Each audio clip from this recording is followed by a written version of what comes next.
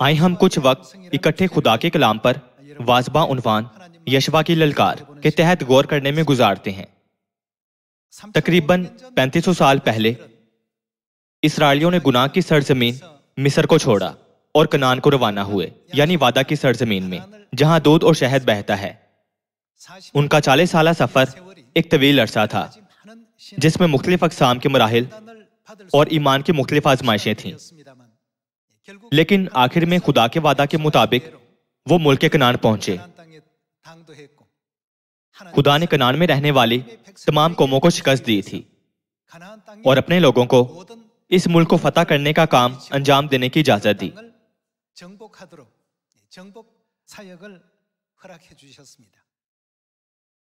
इस सारे अमल के दौरान खुदा इसराइलियों के साथ थे और उनकी फतह मुकम्मल तौर पर बगैर किसी मुश्किल के मुकम्मल हुई थी। हम यशवा की किताब के पहले बाब से आखिरी बाब तक उनके सफर का सुराग लगा सकते हैं। किताब मुक़द्दस में दर्ज है कि मिस्र से निकलने वाले 6 लाख आदमियों में से सिर्फ 2 यानी यशवा और कालेब थे जो मुल्क कनान में दाखिल हुए थे। इन 2 आदमियों में कुछ खास था। ना सिर्फ उन्हें कनान की बड़ी उम्मीद थी, बल्कि उनका खुदा के वादे पर पुख्ता ईमान भी था। क्या अब हम आसमान की बादशाही के लिए खुदा का वादा हासिल नहीं कर रहे हैं? आसमान की अब्दी बादशाही नजदीक आ रही है। बियाबान में 40 साल सफर के दौरान इसराइली थक गए और कहा, क्या हमारे लिए यह बेहतर नहीं होगा कि हम सिर्फ बियाबान में ही रहें? या क्या यह बेहतर ना होगा कि उन दिनों में चले जाएं जब हम मिस्र में रहते थे? किताब मुक़द्दस बयान करती है कि वहां मुख्तलिफ अक़साम के लोग थे। इस जमाना में भी बहुत से लोग खुदा पर ईमान रखते हैं और आसमान की बादशाही का ख्वाब देखते और उसकी उम्मीद रखते हैं। लेकिन आखिरकार वो माजी की लज्जतों को याद करते हुए दुनियावी ख्वाहिशों के ताबे हो जाते हैं या आजमाइश में फंस जाते हैं और आखिरकार आसमान की अब्दी बादशाही को खो देते हैं। खुदा ने कहा कि यशवा और कालेब की ज़हनियत और ईमान दूसरों से मुख्तलिफ थे। इस वजह से उन्होंने वादा किया कि वो इन दोनों को मुल्क कनान में दाखिल होने की इजाजत जरूर देंगे। यूं हम वो मंजर देख सकते हैं जहां खुदा ने वादा किया था और फैसला कुन तौर पर इसका ऐलान किया था। आज ऐसे लोग हैं जो अहमकाना तौर पर अपना मुआसना दूसरों से करते हैं, ये सोचते हुए कि ये शख्स कितनी पुरलुत्फ जिंदगी गुजारता है और ये शख्स बहुत हंसी खुशी जीता है, लेकिन मेरा क्या होगा? क्या सयून के तमाम फर्जंद ऐसी जलाली दुनिया में दाखिल होने के लिए खुदा से रहनुमाई हासिल नहीं कर रहे हैं जहां कोई और दाखिल नहीं हो सकता? इसके अलावा क्या वो फिलहाल हमारे लिए आसमान की जलाली बादशाही की तैयारी नहीं कर रहे हैं? हमें इस वादे पर ईमान रखना चाहिए। हमें हरगिज उन लोगों जैसी सोच नहीं रखनी चाहिए जो बियाबान में हलाक हुए थे। मैं आप सबसे कहता हूं कि वो लोग बने जो 3500 साल पहले की तारीख के जरिए इस जमाना में वाज़े तौर पर अपनी सिमत का तायुन करते हैं। गिनती बाब 13 में वो मंजर बयान किया गया है जहां जासूस मुल्क कनान का हाल दरियाफ्त करने के लिए भेजे गए थे और फिर जो कुछ उन्होंने दरियाफ्त किया उसकी इसराइलियों को खबर थी। अक्सरियत ने लोगों में बुरी खबर फैलाई, लेकिन यशवा और कालेब ने ऐसा नहीं किया। उन्होंने यकीन दिलाया कि यह खुदा का वादा है और यह वादा हरगिज नहीं बदलेगा। उन्होंने कहा, उनकी पनाह उनके सर पर से जाती रही है और हमारे साथ खुदावंद है, सो उनका खौफ ना करो। यशवा ने क्या पुकारा था? वो तो हमारी खुराक हैं। यशवा को भी कनान में जबारों की नस्ल और अनाकीम से खौफ महसूस हुआ होगा। क्या आप ऐसा नहीं सोचते? जो कुछ उसने देखा और महसूस किया उसमें वो गालबन दीगर 10 जासूसों से मुख्तलिफ नहीं था, ताहम इसमें फर्क था। अगरचे उन सब ने एक जैसी चीजें देखी थीं और एक जैसे खौफ महसूस किए थे, पर यशवा और कालेब ने खुदा को अपने दिलों में बसाया था और खुदा के वादा पर मुतलिक भरोसा और ईमान रखते थे। ताहम दूसरों ने अपने हालात पर नजर की, खुदा के वादों को रद्द करते हुए, गोया खुदा के वादे कुछ भी ना हो, और सिर्फ हकीकी दुनिया में दरपेश मसाइल पर तवज्जो मरकूज की। बस उन्होंने ये कहते हुए अपनी फतह पर शक किया कि हम हरगिज उन लोगों पर हमला नहीं कर पाएंगे, क्योंकि हम अपनी ही निगाह में ऐसे हैं जैसे टिड्डे होते हैं, जबकि वो इंसानों की तरह दिखाई देते हैं। खुदा की तरफ से उनसे मुल्क का वादा किए जाने के बावजूद उन्होंने खुदा पर अपना ईमान खो दिया और हौसला शिकन हो गए। 3500 साल पहले की तारीख हमारे वक्त में भी दोहराई गई है। आप सब तब हमें किस किस्म के लोग बनना चाहिए? दूध और शहद बहने वाले मुल्क पर ईमान रखते हुए, जिसका खुदा ने हमें देने का वादा किया है, क्या हमें यशवा और कालिक भी मान बनना चाहिए, या हम ये सोचकर हौसला शिकन हो जाएं कि वो इंसानों की मानंद हैं और हम टिड्डों की मानंद हैं? इस जमाना में अब हम ऐसे दोराहे पर हैं। हम भी उनकी तरह यकसा सूरत हाल में रह रहे हैं। अगर हम आसमान की बादशाही के लिए पुख्ता उम्मीद नहीं रखते, तो हम भी अपने ईमान के लिए कोई तैयारी किए बगैर और दुनिया के मुख्तलिफ नुमाया मसाइल को देखते हुए शायद सोचें कि मैं भी दुनिया के हर शख्स की तरह ये आजमाना चाहूंगा। नतीजतन ये ऐसे हालात का बायस बनता है जहां हम नागुज़िर तौर पर खुद पर बहुत सी आजमाइशें लाते हैं। गिनती बाब 14 आयत 6। और नून का बेटा यशवा और युफना का बेटा कालिब, जो उस मुल्क का हाल दरियाफ्त करने वालों में से थे, अपने अपने कपड़े फाड़कर बनी इसराइल की सारी जमात से कहने लगे कि वो मुल्क जिसका हाल दरियाफ्त करने को हम उसमें से गुजरे निहायत अच्छा मुल्क है। अगर खुदा हमसे राजी रहे तो वो हमको उस मुल्क में पहुंचाएगा, और वही मुल्क जिसमें दूध और शहद बहता है हमको देगा। फक्त इतना हो कि तुम खुदावंद से बगावत ना करो और ना उस मुल्क के लोगों से डरो। वो तो हमारी खुराक हैं। उनकी पनाह उनके सर पर से जाती रही है और हमारे साथ खुदावंद है, सो उनका खौफ ना करो। ये यशवा की ललकार थी। वो तो हमारी खुराक हैं। अगर खुदा हमसे राजी रहे तो वो हमको उस मुल्क में पहुंचाएगा, और वही मुल्क जिसमें दूध और शहद बहता है हमको देगा। यूं उन्होंने ललकारते हुए कहा कि इससे कोई फर्क नहीं पड़ता कि उनके दुश्मन कितने बड़े और ताकतवर हैं, खा उनके किले कितने ही नाकाबिल तस्खीर क्यों ना हो। खुदा ने हर तरह से इसराइलियों को मुल्क देने का वादा किया है। उनका उन वादों पर मुतलिक ईमान था जो खुदा ने बनी आदम को बख्शे थे। और सिर्फ ये 2 लोग ही मुल्क कनान में दाखिल हुए थे। मिस्र से निकलने वाले 20 साल या इससे ज्यादा उम्र के 6 लाख मर्दों में से सिर्फ 2 लोग ही मुल्क कनान में दाखिल हुए थे, जहां दूध और शहद बहता था। बस हम समझ सकते हैं कि खुदा ने 3500 साल पहले ये तारीख रकम की थी, ताकि हमें इस ईमान को बेदार करें कि आज सिर्फ आसमान की बादशाही की मुतलिक उम्मीद रखने वाले ही आसमान की अब्दी बादशाही में दाखिल हो सकते हैं, जिसका खुदा ने वादा किया और तैयार किया है। क्या हम समझ नहीं सकते? जैसा कि हम इस दुनिया में रहते हैं तो हम मुसलसल दिलफरेब नजारों, पुरकशिश मुकामात और बहुत से लोगों के पुरकशिश तर्ज जिंदगी से घिरे रहते हैं।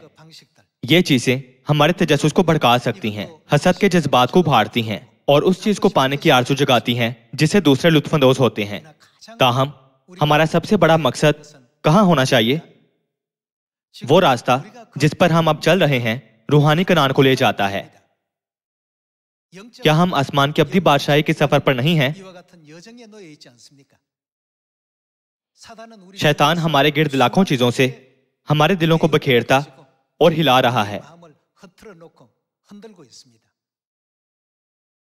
आप सब हमें ऐसे वक्तों में होशियार रहना चाहिए, ये सोचने की बजाय कि यह कोई बड़ी बात नहीं है। क्या बाकी सब भी ऐसा नहीं कर रहे? हमें पुख्ता यकीन रखना चाहिए कि हमारी जिंदगियां दूसरों से वाज़ेह तौर पर मुख्तलिफ हैं। हमें वो लोग बनना चाहिए जो उस ललकार में शामिल हो सके जो यशवा ने उस वक्त की थी। वो तो हमारी खुराक है। उसके इस तरह ललकारने की वजह यह नहीं थी कि यशवा में बड़ी जुर्रत थी और वो लश्कर को दौड़ने और उन्हें मुतहर्री करने में माहिर था। उसे यकीन था कि उसकी कोताहियों और अदम सलाहियतों के बावजूद दूध और शहद बहने वाला मुल्क कनान यकीनन इसराइलियों का होगा, क्योंकि खुदा ने उन्हें देने का वादा किया था। आसमान की अब्दी बादशाही के साथ भी ऐसा ही है। जब हम आसमान की बादशाही पर मुतलिक ईमान रखें और खुदा के वादों पर पुख्ता एतकाद रखें, तो हम दुनिया की मुख्तलिफ आजमाइशों और मुसीबतों पर गालिब आ सकते हैं। मुतबादिल तौर पर हम ये सोचते हुए कि वो शख्स उस तरह रहता है और ये शख्स इस तरह रहता है, दुनिया की तरफ मुतवातिर देखते रहने की हमाकत और नदामत का खतरा मोल लेते हैं। पहले पहल आसमान की बादशाही के मामलात को अवलीन तरजीह दी जाती है, फिर ये दूसरी और फिर तीसरी तरजीह बनते हैं और इनकी अहमियत आहिस्ता आहिस्ता कम होती जा रही है। यूं इसराइली सोने के बछड़े के बुत के आगे सिजदा करने लगे और मुआब की औरतों के जरिए बहकाए गए। हमें समझने की जरूरत है कि क्यों खुदा ने इस हकीकी अफसोसनाक तारीख को किताब मुकद्दस में वाज़ेह तौर पर दर्ज किया है।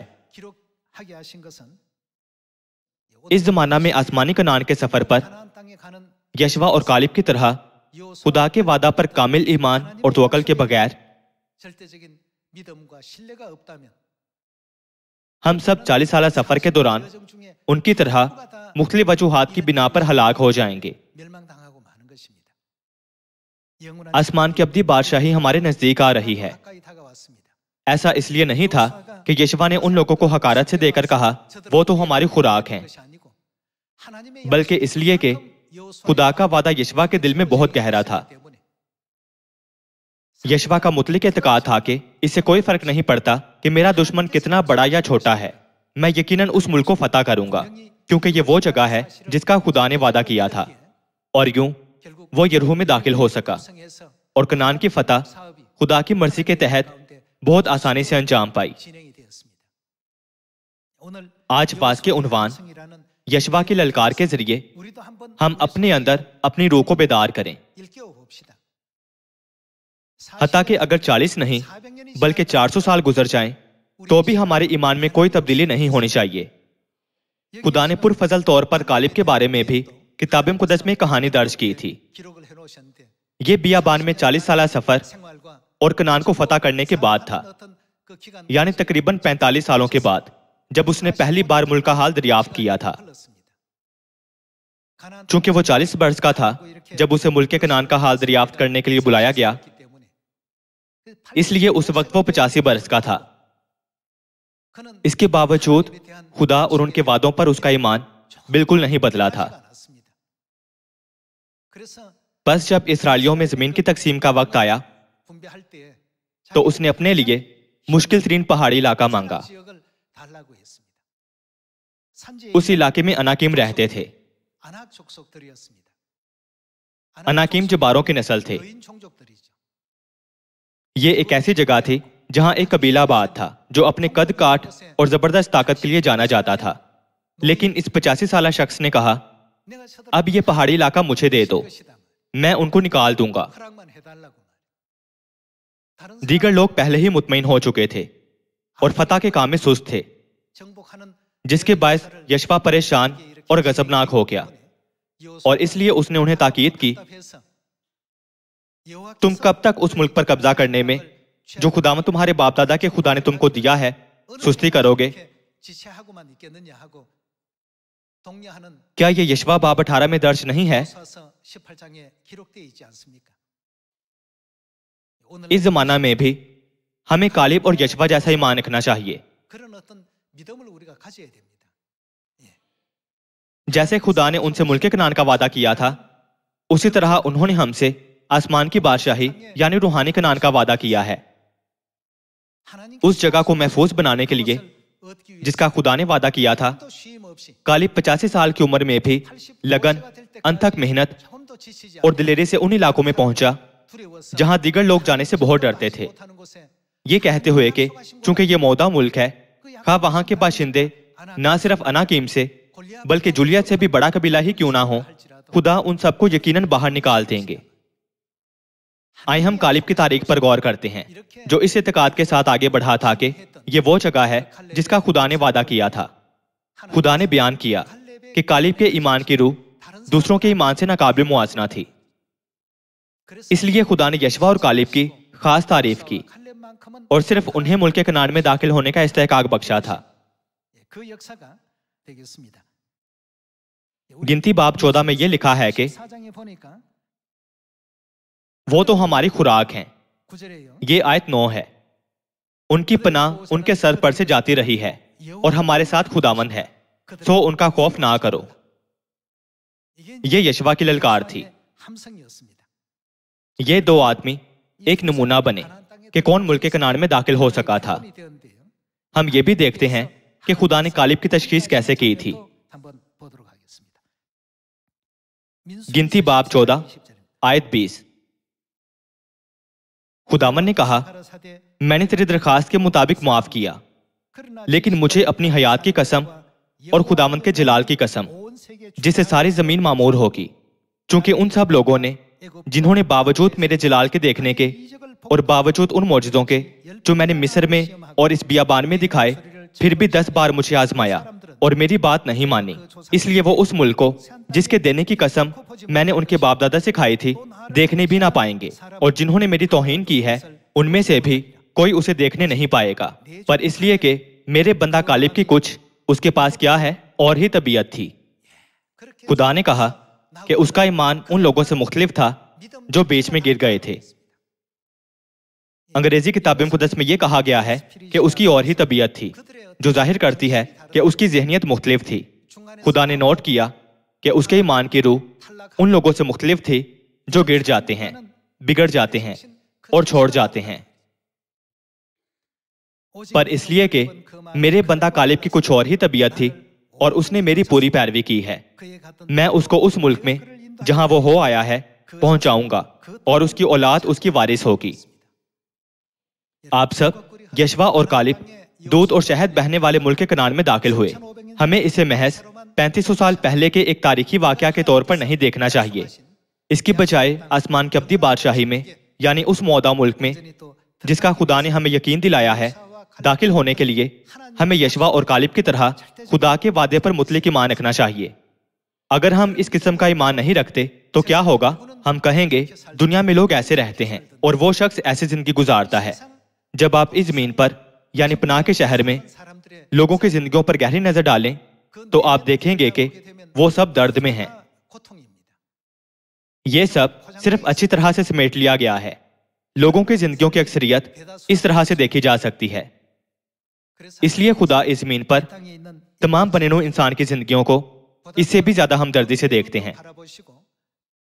क्या उन्होंने हमारे लिए एक जहान को तैयार और पैदा नहीं किया जहां ना मौत होगी, ना मातम होगा, ना गम होगा, बल्कि हर रोज खुशी की कसरत होगी?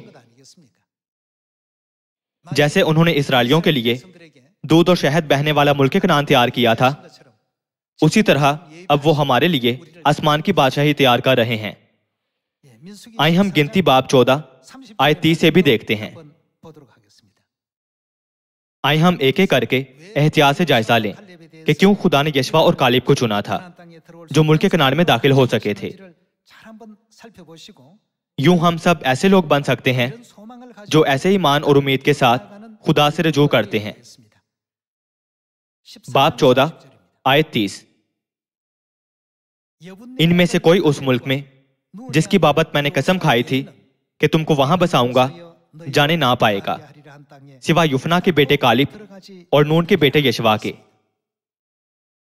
जब हम गौर करें कि यशवा और कालिब ने क्या अच्छा किया था, तो यह वाज़ेह है कि उन्होंने एक लम्हा के लिए भी कनान की उम्मीद नहीं छोड़ी थी और उन्हें खुदा के वादों पर कामिल भरोसा था।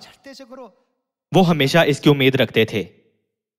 इस पर अपना मुस्तकबिल दांव पर लगाकर वो बिल आखिर कनान को फतह करने के काम को मुकम्मल तौर पर पूरा करने की हालत में थे।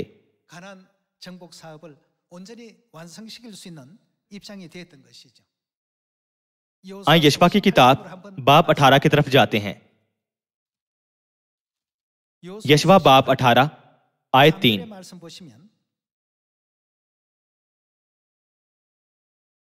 और यशवा ने बनी इसराइल से कहा कि तुम कब तक उस मुल्क पर कब्जा करने में जो खुदावन तुम्हारे बाप दादा के खुदा ने तुमको दिया है सुस्ती करोगे।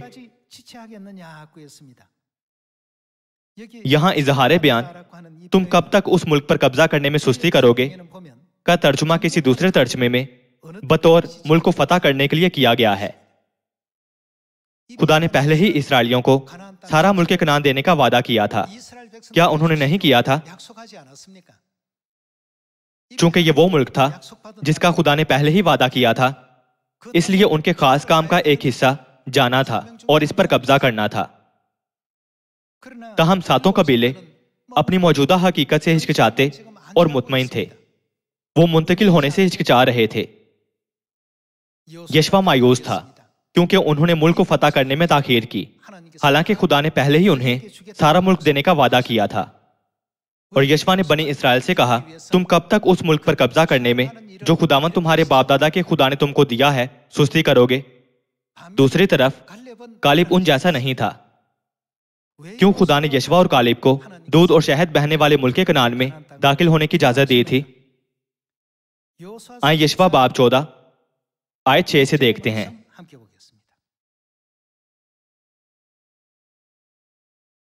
तब बनी यहूदा जिलजाल में यशवा के पास आए और किन्जी युफना के बेटे कालिब ने उससे कहा,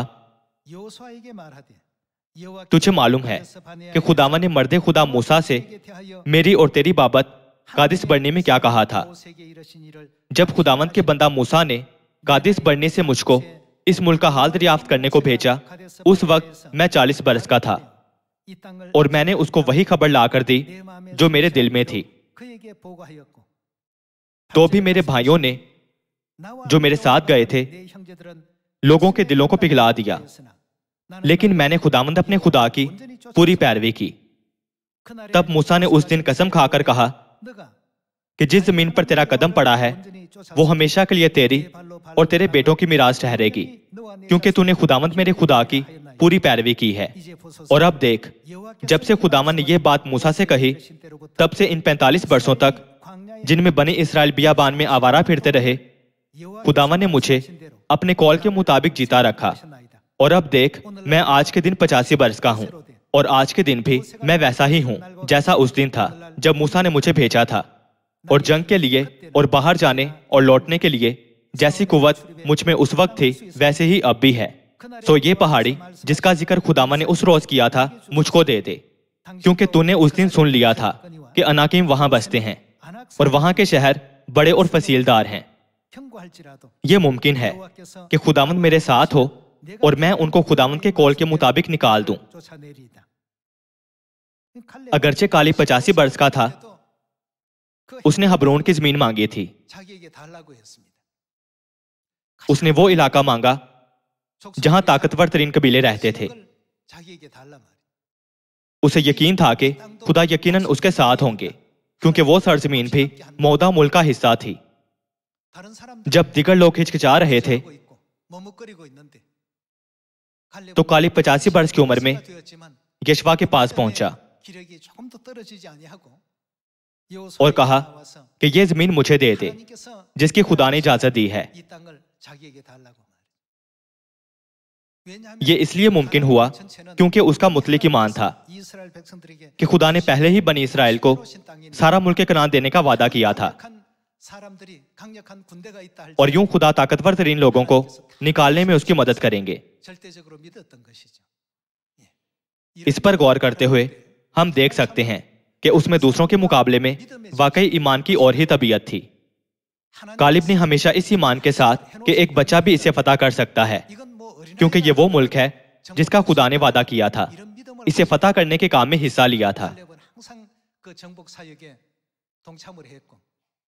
दूसरी तरफ दिगर इसराइली खौफ महसूस करते हुए अक्सर इसे फतह करने से हिचकिचाते थे, क्योंकि उन्हें लगता था कि दुश्मन उनसे ज्यादा ताकतवर हैं।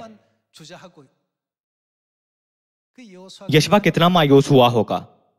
अगरचे उन्होंने उस दिन तक बहुत से मुल्कों को फतह कर लिया था, पर वो उस मुल्क को फतह करने के लिए आगे बढ़ने से हिचकिचा रहे थे।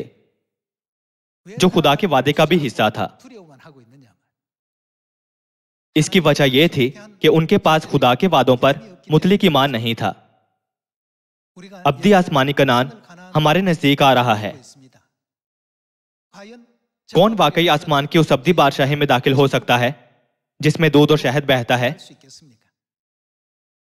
यशवा और कालिब की कहानी के जरिए खुदा हमें ईमान रखने की इजाजत देते हैं कि मुतलिक तौर पर उनकी तरफ देखें, उन पर तवक्कल करें और उन वादों पर से कभी ईमान ना खोएं जो उन्होंने हमें बख्शे हैं। मेहरबानी से सिर्फ इस दुनिया पर तवज्जो मरकूज करके जिंदगी ना गुजारें।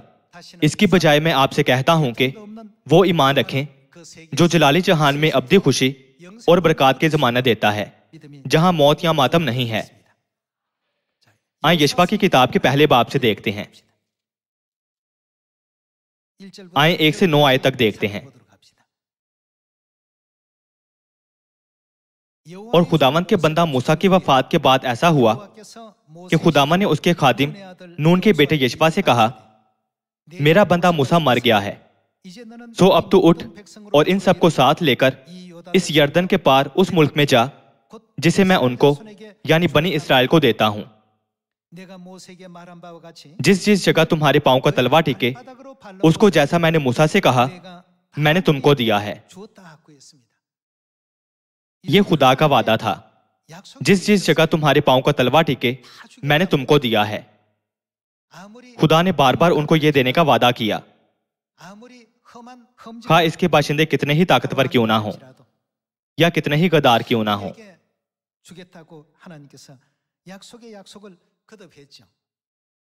आयत 4, बियाबान और उस लुबनान से लेकर बड़े दरिया यानी दरियाई फरात तक हित्तियों का सारा मुल्क और मगरिब की तरफ बड़े समुद्र तक तुम्हारी हद होगी।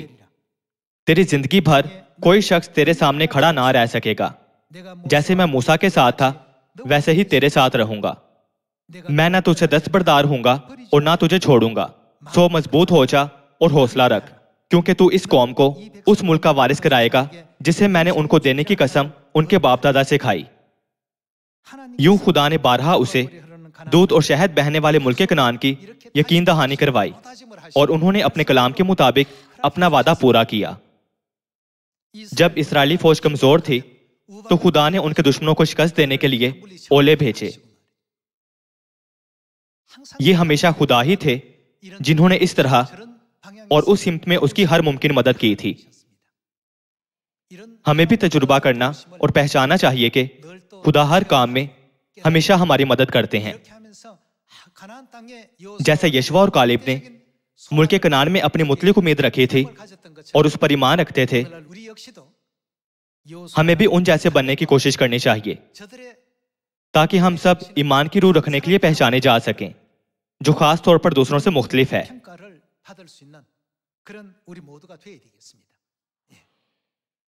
आयत 6 से देखते हैं। सो मजबूत हो जा और हौसला रख, क्योंकि तू इस कौम को उस मुल्क का वारिस कराएगा जिसे मैंने उनको देने की कसम उनके बाप दादा से खाई। आयत 7, तू फक्त मजबूत और निहायत दिलेर हो जा, कि एहतियात रखकर उस सारी शरीयत पर अमल करे जिसका हुक्म मेरे बंदा मूसा ने तुझको दिया। उसे ना दाहिने हाथ मुड़ना और ना बाएं, ताकि जहां कहीं तू जाए तुझे खूब कामयाबी हासिल हो। शरीयत की यह किताब तेरे मुंह से ना हटे, बल्कि तुझे दिन और रात इसी का ध्यान हो, ताकि जो कुछ इसमें लिखा है उस सब पर तू एहतियात करके अमल कर सके, क्योंकि तभी तुझे इकबालमंदी की राह नसीब होगी और तू खूब कामयाब होगा। क्या मैंने तुझको हुक्म नहीं दिया? सो मजबूत हो जा और हौसला रख, खौफ ना खा और बेदिल ना हो, क्योंकि खुदावंद तेरा खुदा जहां जहां तू जाए तेरे साथ रहेगा। ये हमारी खुशखबरी है जिसमें खुदा हमेशा हमारे साथ हैं और हमारी मदद करते हैं। जब हम सारी दुनिया में फैलने वाली खुशखबरी के हर कदम का जायजा लें तो ये खुदा ही हैं जो हमेशा हमारे लिए राह खोलते हैं। इस बारे में सोचें कि खुदा ने कैसे खोरस के लिए राह तैयार की थी जब वो दीगर मुल्कों को फतह करने निकला था। खुदा ने उसके सामने दरवाजे खोल दिए थे ताकि दरवाजे बंद ना हो और लोहे के बैंडों को काटकर ऐसी सूरत हाल पैदा की जिसने खोरस को फतह और जलाल बख्शा।